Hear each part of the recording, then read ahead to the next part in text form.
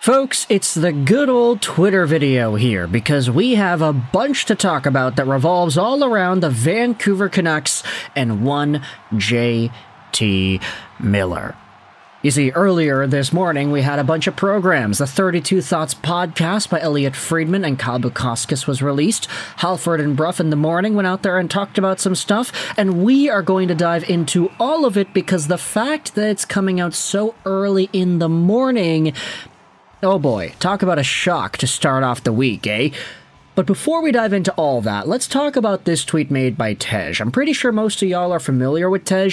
He was on the Larshcast, or I guess he's still on the Larshcast. The Larshcast used to be a show on Sportsnet 650. But Tej went out there and said that I spoke to Jim Rutherford at the Dice and Ice event yesterday and confirmed that a trade is imminent and happening. Rutherford said the chemistry is off in the room, and he has to do something about it. And the top reply says, no proof, brother. And nope, there's literally proof right there. If there's anybody that's going to go out there and not make stuff up about what people say, I think it's probably Tej. And because the Dice and Ice event did happen yesterday, it was a pretty big deal. A lot of people were concerned with the fact that JT Miller wasn't present at the Dice and Ice event. However, the reasoning for that was labeled as food poisoning, which, believe it or not, was actually a valid excuse because of some of the other people that were around Rogers Arena over the past few days. There was some sort of a thing apparently going on, so we're not going to put too much stock into that. However, hearing with Rutherford, apparently, that a trade is imminent and happening, that, of course, is a very big quote. Now, heading into today's news, the morning news over here, let's go out there and talk about some of the comments made by Thomas Drance, by Elliotte Friedman, by a bunch of the insiders that we know and love. Take a look at this. Drance says him and Dhaliwal were looking around to see why the Rangers trade for JT Miller fell apart. And he says it was suggested it was the conditions of the first round pick. That was the reason. Now, of course, if the Vancouver Canucks are trading away JT Miller, they're not trading away a first round pick too. They would be receiving a first round pick. So it's apparent based off of this idea that the Rangers didn't necessarily agree with whatever conditions the Vancouver Canucks were putting out there, or vice versa. The Canucks didn't agree with the conditions that the Rangers were putting. And I think if you think about it, like, okay, Rangers probably wanted to include a top 10 conditional pick. The Canucks maybe wanted to include a non-conditional, just regular old first-round pick. That's reasonable. New York immediately gets better by acquiring the best player, so they should have confidence that they're not surrendering a top 10 pick. And I do think that's a reasonable take for sure. I mean, that's literally the word used here in the tweet.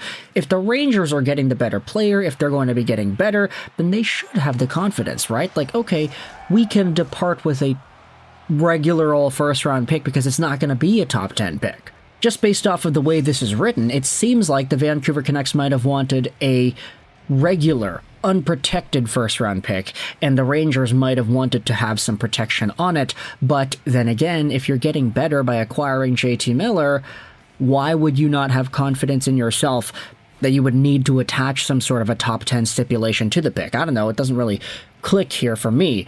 Anyways, let's go out there and read some other things here. This is what Elliotte Friedman said on the 32 Thoughts pod, contrary to what was talked about yesterday by Larry Brooks in the New York Post. Friedman believes the Canucks and the Rangers deal was close on Friday before it fell apart.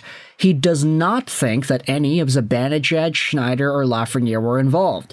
The trade with the Rangers isn't completely dead, but nothing is imminent. And a lot of Canucks fans replied to this idea here saying, wait a minute, if there's no Schneider, if there's no Lafreniere, then why the hell would they make this trade? Why would the Canucks go out there and do this? Unless they're getting themselves like a legitimate young prospect or a defenseman that's actually noteworthy, that's not Braden Schneider, and a first-round pick. What is the return here?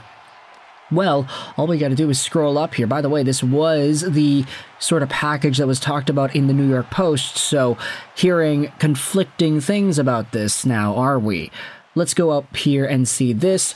Drance said, I do believe we're reaching a stage where the organization is reaching a transitional stage of team building here. in parentheses, the team doesn't think this core can do it. Does that mean that it's not just JT Miller that could be traded soon, but Elias Pettersson as well? Who really knows? Brock Besser, what's your name and status looking like? Take a look at this. Elliot believes there's another team in on Miller that we haven't heard about. He doesn't think it's the Devils or the Stars. He wonders if it is the Carolina Hurricanes. So there you go, Friedman stirring the pot once more on the 32 Thoughts podcast, and you had Cam Robinson going out there and saying this: I'd be very surprised if Carolina were in on Miller. The age and contract length profile does not match their style. It does appear, though, there are still multiple teams involved in this. Top Reply goes out there and asks any idea what teams are in it. Cam says, the names I keep hearing are New York, Dallas, and New Jersey. So there you go, NYR, Dallas, New Jersey, Cam Robinson saying that over here, but Friedman says he doesn't think it's Dallas or New Jersey. Very conflicting reports here from different NHL insiders. Let's scroll back up over here. It's the same tweet that we had seen. Elliott said he had heard Miller requested a trade, but it was denied.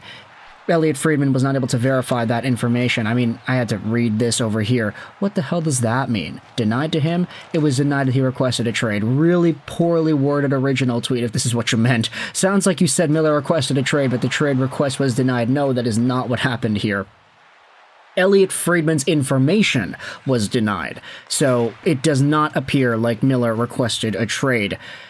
Now, finally, let's go out there and take a look at some of the final things over here. Thomas Drance went out there and said this on Halford and Bruff earlier this morning. He thinks the package was Philip Cheadle, Ryan Lindgren, and a conditional first-round pick, but the conditions might have been where things fell apart. He hasn't been able to completely nail that down, but that's what he believes. If it was Cheadle, Lindgren, and a conditional first, technically you can say that Cheadle is a direct replacement for Miller in terms of the position. Lindgren is an addition on defense, but also what I'm thinking about is the fact that Philip Cheadle has been kind of concussion prone the past little while. It's been a very unfortunate story for him and the way he has continued his NHL career. And then you could also debate whether or not the Lindgren acquisition is all too significant. I mean, he's a good enough player to play on this Canucks D-core and be better than some of the other guys that are already here in Vancouver, but is that enough for JT Miller? Jason Bruff went out there onto the radio earlier this morning suggesting that he thinks there's more to the Miller trade story than the relationship with Pettersson, and it's not really that simple. Top Reply goes out there and says, yeah, no crap. Miller has been a complete enigma. His controller disconnects a couple of times per game. He's been actively losing them games. Tocchet benched him the game before his leave. Then again, Tocchet benched him the day before the almost trade. Miller is completely checked out.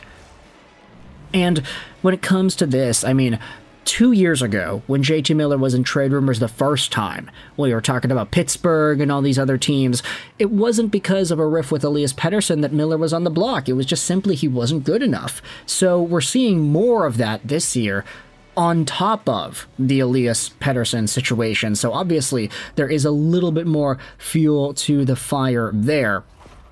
Let's go out there and read some extra thoughts. Elliott went on to say that he's not convinced Dallas isn't the team after Miller. I think there's somebody out there that we're just not seeing. One team I do wonder about is Carolina. And then we had some other talk over here. This is what Doodle Hockey said. It's just speculation, but if Thomas Drance is saying a conditional first, Cheadle and Lindgren was the offer, you better scrap this until the offseason, until a real package comes along.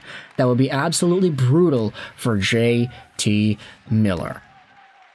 And then some of the replies go out there and talk about this. Cheadle is a good piece, but we need at least some sort of an impact player if we're going to trade for the guy.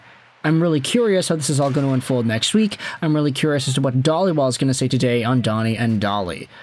And so, you know what? I'm thinking about the timing of everything. Donnie and Dolly starts in a few minutes here at the time of me recording this audio, so we'll wait and see what other insider information gets revealed to us. But for now, let me know your thoughts in the comment section below about all these extra updates from Elliot Friedman, from Thomas Drance, from Jason Bruff, the way this JT Miller situation has unfolded. What are your thoughts on all these trade updates? Let me know in the comment section below. I hope you enjoyed this video.